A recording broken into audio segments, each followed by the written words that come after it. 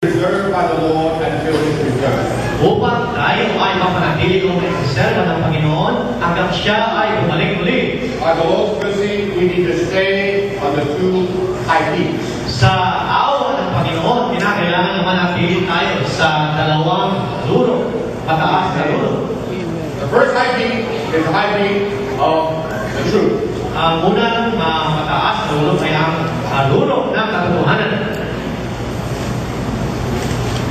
I'm encouraged that all the saints and all the local churches now can speak something of the truth. That's wonderful. At naulipan ako na ang mga kapatid sa Tugawi ay makapagsalita ng mga katotohanan. I just add one very critical point.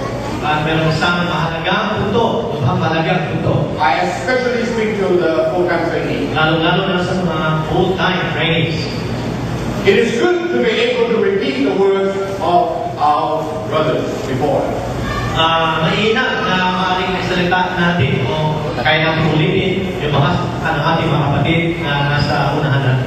But sometimes we wonder, how come when Brother Lee speaks it, people get so much light, when we speak it, not so much. Ngunit nagtataka tayo na kapag si kapatid Lee magsalita, lahat ng mga narinig sa kanyang mga pagsasalita ay naniliwanagan. Ngunit pag tayo nagsasalita, walang gaano liwanag. Don't forget, today we live in the New Testament economy. Huwag ninyong kalimutan na tayo ay nasa bagong tipang ekonomiya.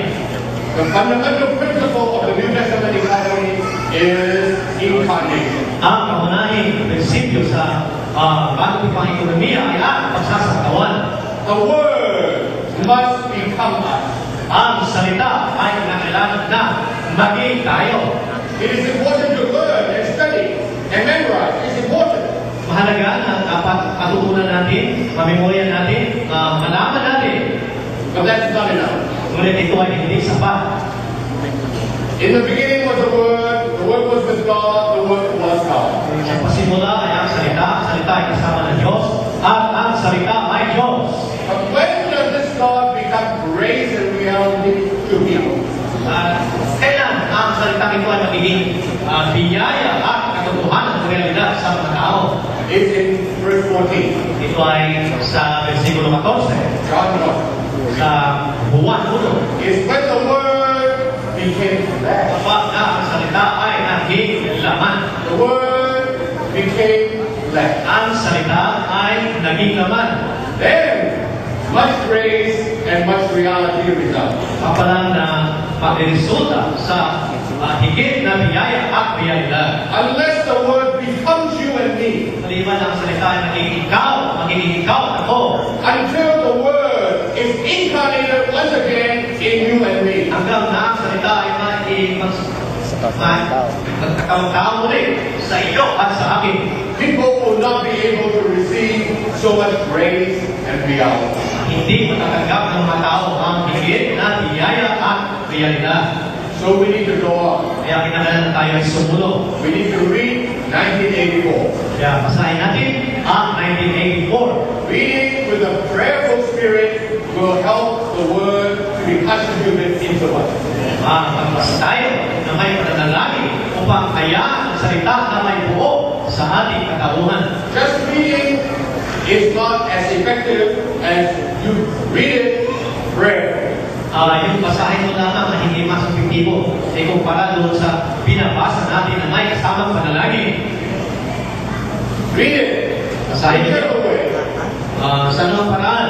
But the most effective way is to read it with a prayerful spirit. Ngunit ang pinakamabisang paraan ay ang basahin ito na may kasamang espiritu na nakalangin. Then the Word will be once again incarnated in the flesh in you and me. At ang salita sa kumaging ngayon ay muli na ito ay pagkatawang-tao muli sa iyo at sa akin.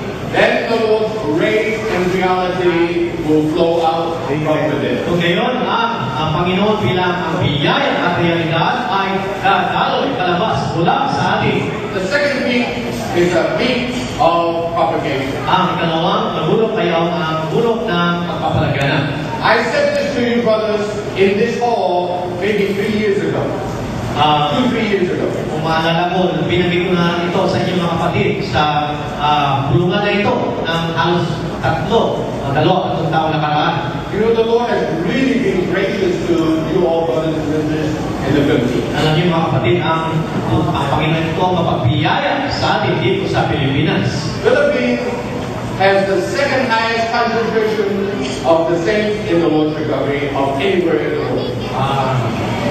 Ang Pilipinas ay ang ikalawa na may pinakamaraming eklesiya sa anumang alimang mga eklesiya dito sa buong mundo.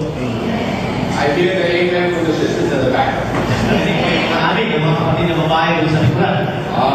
You get caught. Huli ko kayo. That's good.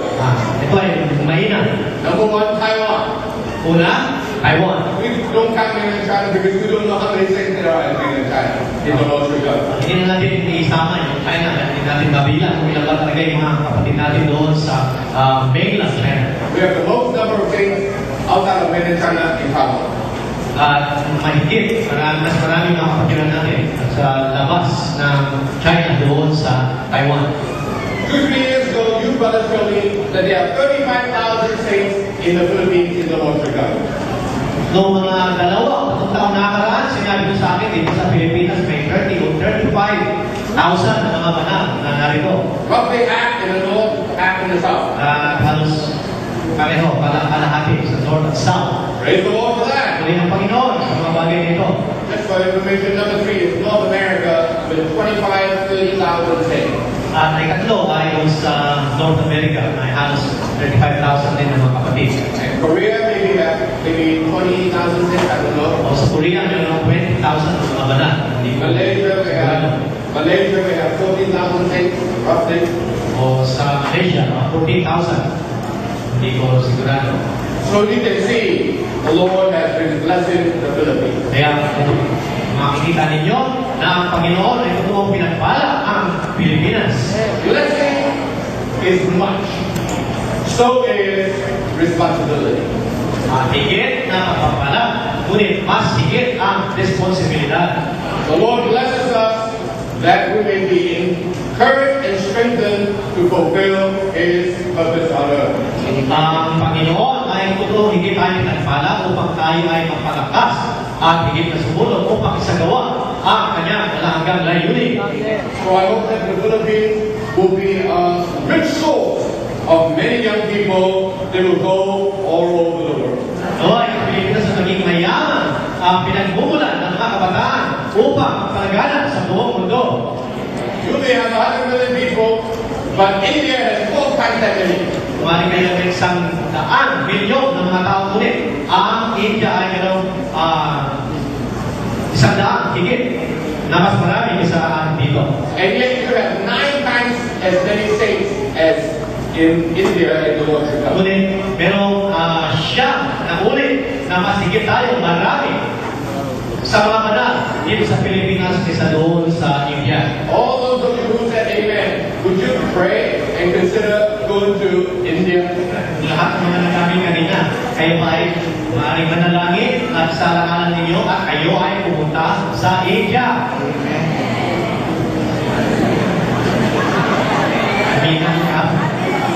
I don't hear amen from the brothers. Hindi ko nakinig yung mga amin mula sa mga kapatid na lalaki. I encourage brother Hajito. Tinutukan ko sa kapatid Joseph. Let's go together. Sa Malasinto na pinasama ko sila, kami ay pupunta sa India. How about that? Ano ba yun? The Middle East. Sa Middle East. You know, the Middle East, we now have many churches in the Middle East. At hindi gaano na karami mga eklesiya sa Middle East. They are mostly Filipinos and Indians. Karamihan ng mga Pilipino at mga Indian. How about you go there to strengthen the Lord's testimony in the Middle East? Nais ba kayo ay pumunta doon? Magsalamuhan doon sa mga kapatid natin, ng mga Pilipino doon sa Middle East. Eventually, the Lord's recovery must go back to Jerusalem. Kalaunan, ang babawi ng Panginoon ay babalik doon sa Jerusalem. But surrounding Jerusalem is a ring of Muslim people. Ngunit, yung nakapalibot doon sa Jerusalem ay isang circle below ng mga taong mga Muslim. That is not coincidental, Ito ay hindi not accident. aksidente lamang. The Lord must break through. Ang Panginoon ay kinakailangan na sumulong. I believe there are many chosen ones in the Middle East for the Lord. Alam ko, ako naniniwala, maraming mga pinili ang Panginoon doon sa Middle East. They are created like you and me. Sila ay nilikha katulad mo at katulad ko. They are redeemed like you and me. At sila rin ay tinubos, katulad mo at katulad ko. And some of them, unlike you and me, are even sons of Abraham. Katulad nila, hindi katulad natin na sila nga ay mga anak ni Abraham. So no doubt the Lord needs to have a strong testimony in that part of the world as well. Kaya walang duda na ang Panginoon kailangan ng isang malakas na patotoo maging sa bahagi ng lugar na iyon. So I encourage brothers and sisters to pray. Kaya hindi tayo mga kapatid, ano tayo na kayo ay manalangin. I know Philippines is wonderful. Alam ko na ang Pilipinas ay kamangha-mangha. Oh, life is so good here in the Ang Philippines. buhay nito ay nakakainan sa Pilipinas. I eat the watermelon, I split the seed into the ground, and the tree grows At up. kumain ako ng what? Dracula o yung buko niya pag pumatak sa lupa, ito ay tutubo na, mamuwalay. I know the food here is wonderful. I can enjoy it. Thank you, Lord. Alam ko yung pagkain nito ay masarap. Salamat sa inyo mga kapatid. Nagkamasa ako. But I'm more concerned about one thing. Ako ay higit na nag-aalala sa isang bagay. Will I be an overcomer? Ako ba ay naging isang mandarin? The Lord is coming back soon. Ang Panginoon ay babalik na madali. Will I be an overcomer? Ako ba ay naging isang mandarin? There are many ways to be an overcomer. Maraming paraan upang maging mga mandarin. One way that help is for you to go out. Una, upang matulungan tayo ay lumabas o lumayo. So young brothers and sisters, Kaya mga kapatid na lalaki at babae, pray much about it. dapat manalangin kayo ng higit sa mga bagay na ito. Brother Lee wants 500,000 young people to go from Taiwan everywhere. Nais kapatid Lee na mayroong 500,000 na mga kabataan upang bumayo at pumunta sa mga dako. 1/5 of that is 100,000. At yung 150 dito ay 100,000. How about 100,000 to the Philippines? Paano?